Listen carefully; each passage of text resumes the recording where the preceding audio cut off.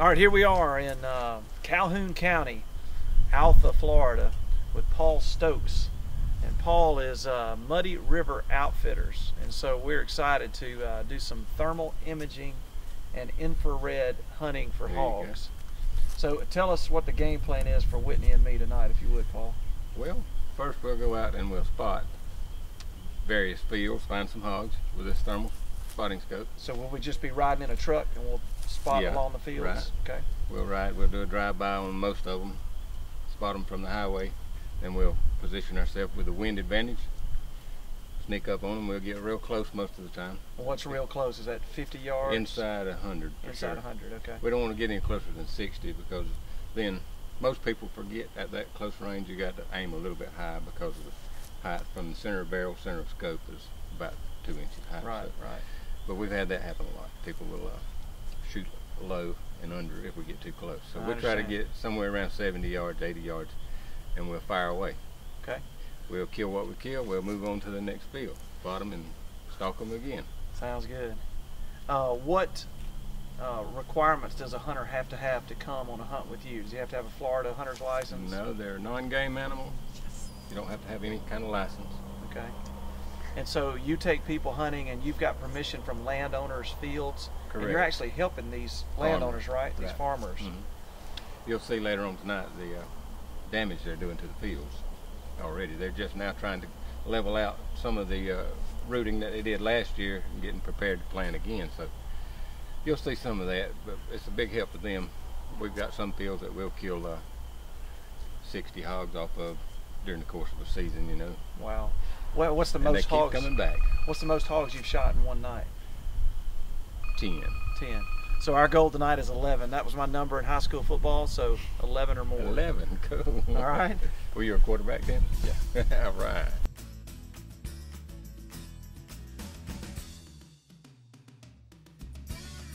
So your guests usually shoot a time or two, or to get the feel for sight things in? I saw all silhouette down there. You want to go down there and do that before it gets dark, or you want to do it after dark? No, we want to do it after dark. Okay. You can't see. Okay. When you're shooting through this in daylight, see that little pinhole? Right. That's all the light that's allowed in with this cover on, and you can shoot through it, sighted in during the day. But this is a DPMS Panther AR-10 platform, 308 caliber. This is the torch, we call it, but it's an illuminator, technical name I guess. Turns on right here. 3 clicks is normal to be about right as far as light. Okay. Then you can focus in or out with your light here. And then this is the scope power. You turn it on, 2 clicks clockwise. Okay. This is the reticle brightness. We'll leave that full bright. Okay. But that's focus. That'll already be focused. You won't have to worry about anything but scopes on and off. This, of course, is your safety, like every AR. When you're operating, you use thumb, fire, and safe. Okay. And we'll keep it on safe until you're here in the field.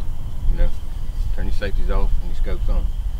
And at that point, you'll prop them in the spy pods, acquire your target. I'll say, can you see your target? Can you, man on the left, man on the right? And we'll fire away. You shoot, if you're on the left, you shoot in the left quadrant. On the right quadrant. The middleman has the middle. Okay. Now, if they run, they can get all kind of scenarios there. They will run, of course, but you can never tell which way they're going to run. So, how many rounds a minute or a second will that? Well, you only have a few seconds before they're out of range. So you normally get off maybe 5 shots. Okay. If you're good and quick. If you're used to shooting wing shot, maybe. Yeah. My goal in wing shooting is to put as much lead in the air as fast as I can. Right. So I might be able to. Pray and pray. That's there you go. That's what we'll be doing tonight. Yeah. That's great. And what about the kick on that type of gun? No kick. No kick. So 12-year-old Whitney will be able to handle that gun fine. Right. It's got a lot of moving parts and pieces. I've never had to deal with a scope and night vision. Mm-hmm. So you'll brief us on that, and we'll actually go shoot some targets later on. Okay. Just so you know that I'm not fibbing to you. It won't kick at all. You got to have your eye fully against this to block out outside light. That would be painful if it did kick. It won't kick. And so how do you have this expertise? Because you use words that sound like you've done this quite a bit. Well, we've been doing it. This is our 3rd season. So. And do you have a military background? I do not. Okay. But we were trained by Rod Pinkston, who is military. He started this Jaeger Pro, you may have heard of him, in Columbus, Georgia. Right. And we bought our equipment through him. It's out of California. The Night Optics makes the scope. He is also an ex-Marine. He handpicks our tubes for the scopes, make sure they're polished up best they can be. So we got select grade, just like military. And it's a major investment to get into this line of business. Yes, sir. I mean, just your average hunter would probably rarely be able to go out and afford this type of equipment. Right. These 3 guns, 3 scopes, 3 illuminators, and the Cyclops you saw earlier, and the thermal, about $30,000 worth of equipment. So. Wow.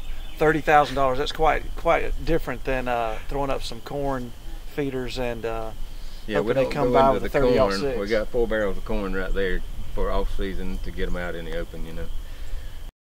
We've got Eric Hill has joined us. Eric is a martial arts instructor in the area, but he is also a guide for Muddy River Outfitters, and so he's going to give us a breakdown on how things are actually going to go.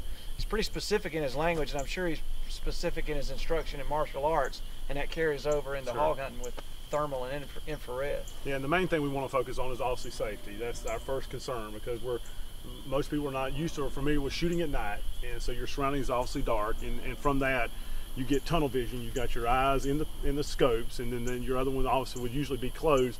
So our presentation needs to be very concise. You stay within your region of shot, right, and don't cross over it. So the center man is going to shoot center and left and right, and whatever runs right will be shot followed by the right man. Center stays center if they go away or come to, but we don't need to cross over those barriers just for safety reasons, because we'll be in a straight line, and obviously any muzzle turn could result in bad conditions. But anyway, we'll do that, and if they do cross over, Paul was going to mention that, if they cross over while we're doing the countdown, just keep your focus on your quadrant. Okay, that's right. And remain on the biggest hog in your quadrant. And the biggest hog, and the reason you want the biggest hog is what? They do more damage. That's right. Okay. And if you can get, say there's 3 big hogs in a group, you can take out all 3 of them on the first shot on the countdown. The younger hogs are going to be a little bit disoriented, confused, and make them easier targets on the consecutive rounds after. And are we shooting for vital organs? Are we shooting for head, or what? you should. Yeah, you want to shoot for shoulder. Biggest mass, okay. Headshot. All right. Headshots, if you can, headshots. Headshot, but we're trying. This is a good mixture of what Paul's doing. Is a good mixture of helping these farmers. The depredation is tearing their fields up, and also obviously for a purpose of guiding. But at the same time, our ultimate purpose is to do most damage to the hogs that we can to help the farmers out, because they're the ultimate benefiters. What's a dollar value that damaged hogs could do in one night to somebody's fields? Can they do $5,000 worth of damage, $20,000, $500? Well, I don't know. Yeah, honestly, probably depends on the crop. Sure. But. And Right. They have in the past typically reported that Mark Peacock, for instance, on the field out there that's our most productive, when he's planting peanuts, they got a big sounder come in there, they may tear up 10 acres. At $250 an acre to replant, you're talking $2,500. In a night? Yeah. Wow. Yeah, and again, They'll get sometimes their nose in the row and go right down it and get every seed there. Wow. And so you can figure one of the fields we have is a 55-acre field, and there's very few spaces within that field that's probably the size of Paul's house. So you picture a 1/3 of a mile by a 1/4 mile field that you can't sit a house in that's not destroyed, and it's got rye in it right now. You drop peanut seeds in. That's over several cumulative nights, but over a long time, a period of time, there's times that farmers won't even bring their machinery in to harvest it because they've destroyed the planted seeds. Right. So it's a big benefit for us, but it's also a bigger benefit for them if we can get these hogs eradicated. Right. Well, I know we're really excited to be able to go out and use the advanced technology to shoot a great weapon that's used by our military, to be out in beautiful countryside with people who are knowledgeable, help out farmers. Sure. And to put some meat in the freezer. I mean, those are all great win-wins, and you guys offer packages to people that are affordable, and you've got discounts for different groups. We're excited. Very good. Well, we're excited to carry y'all. Too. Let's go shoot. Y'all ready? Yeah. That's good. Anytime you want.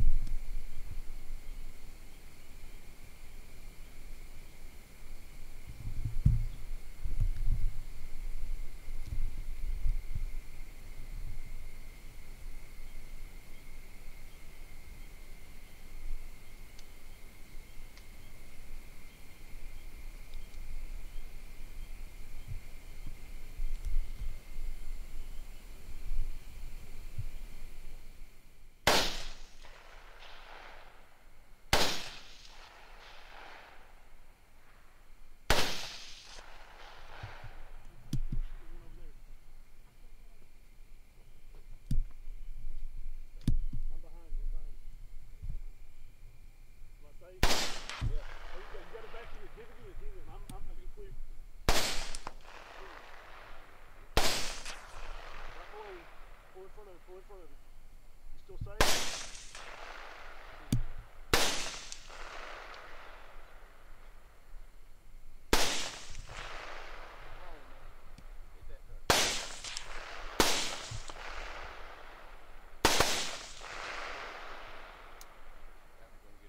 Oh, wait.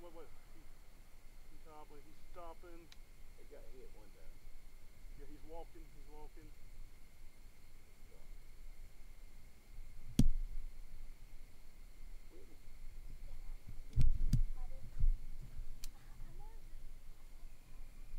Alright, we just made our first spot and stalk for the night. We had one big hog out in the middle and then a second one came out. The plan was for Whitney to shoot the big one and then I would shoot the smaller one that was further out. We did the countdown, 3, 2, 1, and then you're supposed to shoot on 0. So I started putting lead in the air and Whitney evidently didn't get any shots off. So hogs went kind of in 2 different directions, but I think we hit both of them. But it's just about whether or not we'll be able to find them if it was a kill shot or not.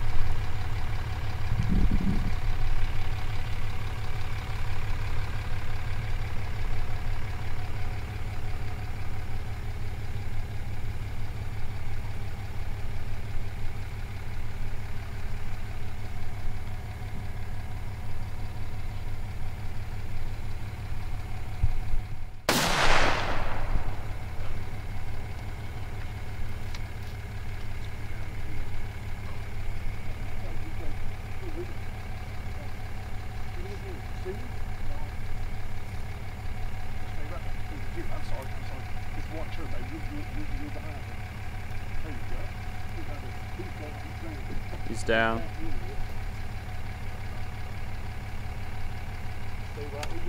Other one's gone.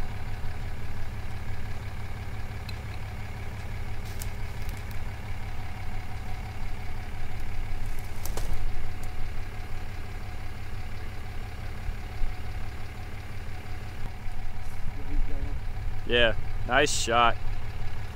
Good job. Nicely done. Straight across. Straight vertical down to the road. There you go. Yeah, the chamber is, yeah. Go ahead and get some. Here we go. Y'all need lights on or off? Lights help me, I think. Let me try it with and without. Without them? Okay. All right, here we go. 1, 2, 3. All right, let me do it. So happy. We pulled up and John sees 2 standing right here and the truck's right over there. And they've been sitting here the whole time. We didn't even see them. So hop out and lay one down. Real quick. I was so happy. But like we saw him and it was probably what, maybe a minute and a half, and then he was dead. Yeah. Oink oink. Good job, John. That makes number 80. What did we say, 85? 85 since January 1. Yeah. 1 down, 10 to go. Trying to get a load. Ooh, I'm happy. You got a weapon? Let's get a weapon.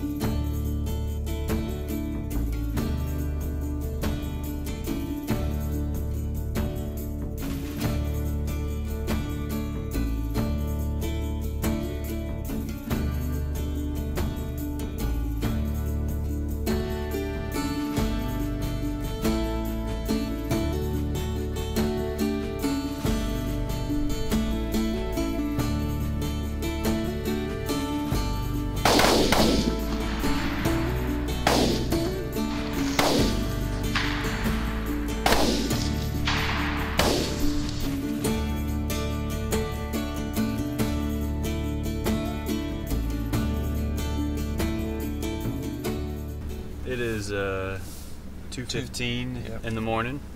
We have successfully killed 2 hogs and 4 tires. 1 Dodge truck. in one Dodge truck.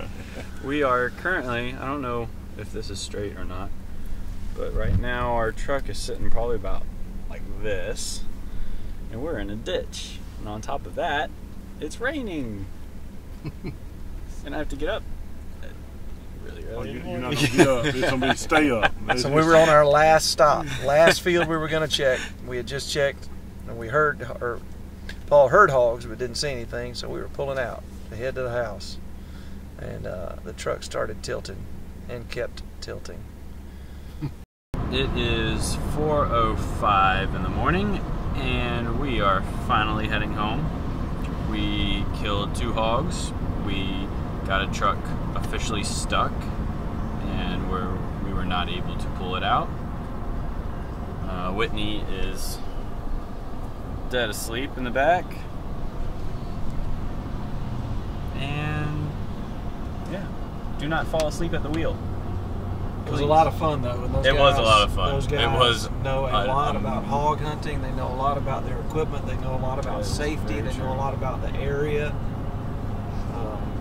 That was something that really was worth the time. Oh yeah, it was. And I think anybody who has any desire to do anything kind of tactical, you know, with the night vision and the infrared and the thermal imaging, you got to do that. Yes. And you're helping the farmers. You are? Because those hogs, really, the damage they did to those fields is oh yeah, you can see it.